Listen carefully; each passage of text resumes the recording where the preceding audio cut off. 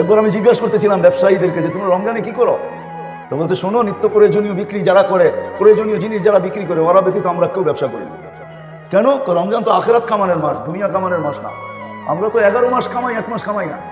তো জিজ্ঞাসা করলাম নিত্য প্রয়োজনীয় জিনিসের দাম কিরকম হয়? তো আমাকে বলতেছে তোমাকে মুফতি মানাইলো কে? তুমি কেন? কারণ নিত্য প্রয়োজনীয় জিনিস আমাদের দেশে আমরা গরিব হতে পারি, যারা বিক্রি করে এরা 1 মাস কোনো মুনাফা নেয়। আমি বললাম কেন? কেন তুমি হাদিসে পড়ো না মুআসাত, সহানুভূতির মাস, আমরা গরিব, আল্লাহ ওয়াদা করছে যে সহানুভূতি দেখাবে রমজানে কর্মচারীর সাথে আর মানুষের সাথে, আমার বান্দাদের সাথে, তার জন্য জান্নাত লেখা দিবে। বলছে আমাদের কোনো ব্যবসায়ী যেই দামে কিনা কস্টিং যতটুকু অতটুকু দাম নাই, কোনো নিত্য প্রয়োজনীয় 1 পয়সা লাভ নেই। আমি বললাম যারা কিনে, ও বলতেছে একটা হাসির ব্যাপার আছে, রহস্যের ব্যাপার আছে। আমি বললাম সেটা কি? যারা কিনতে যায় ওরা দোকানদারকে বলে তুমি তো জান্নাত কামায় নিলা, আমাকে জান্নাত কামানোর সুযোগ দিবে না? তুমি যখন আমার সাথে সহানুভূতি দেখাইলা, তুমি 1 পয়সা লাভ নিলা না, তো আমি এই টাকাটা তোমাকে হাদিয়া দিয়ে সহানুভূতি দেখাইলাম, আমিও জান্নাত পেতে চাই। বলেন লাভ বেশি পায় না কম পায়? হয় আমার জাতি যদি বুঝতো, আমি যদি মিডিয়ার মাধ্যমে জাতির খানে এটা পৌঁছাইতে পারতাম, সবাই যদি রমজানে অভ্যস্ত হতো এরকম, 1 মাস যদি আল্লাহকে দিয়া দিত, প্রস্তুতি হয়ে যেত। 1 মাস তো 70 মাস, বৎসর হয় 12 মাসে।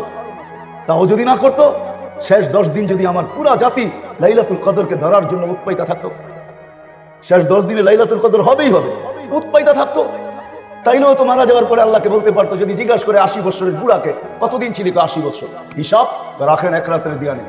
আল্লাহ যদি জেলে 1 রাত্র, কেন 1 রাত্র তো 83 বছর 4 মাস, ছিলাম 80 থেকে 80 বাদ দেন, এটা কিছু নাই দিলেন, তারপরে তো 3 বছর 4 মাস।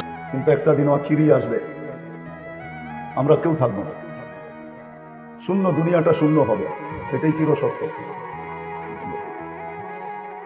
দুনিয়াটা চিরদিন, দুনিয়াটা শূন্য ছিল, এটা একদিন আবার শূন্য হবে। আমরা সবাই এখান থেকে চলে যাব, কেউ থাকে না, আমরাও থাকবো না।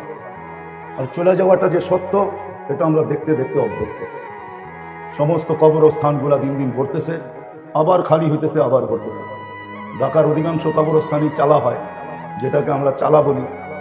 একদিক থেকে উঠায়, আবার নতুন করে, আবার পুরান হয়, আবার উঠায়, আবার নতুন করে। এটা আমরা দেখতে দেখতে অভ্যস্ত। হ্যাঁ সত্য, এটাও একদিন আমাদেরও সিরিয়াল আসবে। এখানে যে আসছে কারো থাকার সুযোগ নেই। এই জন্যই কোরআন আমাদেরকে বুঝায়, বাধ্য করে। আল্লাহ আল্লাহর রসুল আমাদেরকে বুঝাইতে চান, বাধ্য করতে চান না। ইচ্ছা যদি করেন তাহলে বাধ্য করতে পারেন, কিন্তু আল্লাহর নিয়ম এটা না বান্দাকে বাধ্য করা। আল্লাহ ইচ্ছা করলে বাধ্য করতে পারেন। এই জন্য আল্লাহ আমাদের সামনে দৃষ্টান্ত রাখছেন, আমাদের দৃষ্টি আকর্ষণ করছেন। উনজুর ইলাস সামাই ওয়া ইরতিফাইহা, মাঝে মাঝে আকাশটা দেখো আর উচ্চতা দেখো, কতটুকু উচ্চতা আকাশ। তারাউনাহু বিগাইরি আমাদ, কোথাও খুঁটি নাই। বিজ্ঞান বড় তালাশ করতেছিল কোথাও খুঁটি পাওয়া যায় কিনা, কিন্তু আজ পর্যন্ত কোথাও খুঁটি কেউ পায় নাই। আর এটাই সত্য, বিশাল আকাশের কোনো খুঁটি নাই, পিলার নাই। আল্লাহ বলে একটা না, সাবা সামাওয়াতিন তিবাকা, একের পর এক 7টা। শুধু আল্লাহকে এটাকে বাধ্য করছেন। এই জন্য আরেক হাদিসে আল্লাহ বুঝাইছেন, ওয়াযাতু আমরি আলাস সামাওয়াতি ফাস্তাকাল্লা, আমার হুকুম আকাশের উপরে রাখতে দেরি, এটা স্থির হতে দেরি হয়। 1 ইঞ্চি নামেও না, 1 ইঞ্চি উপরেও যায় না।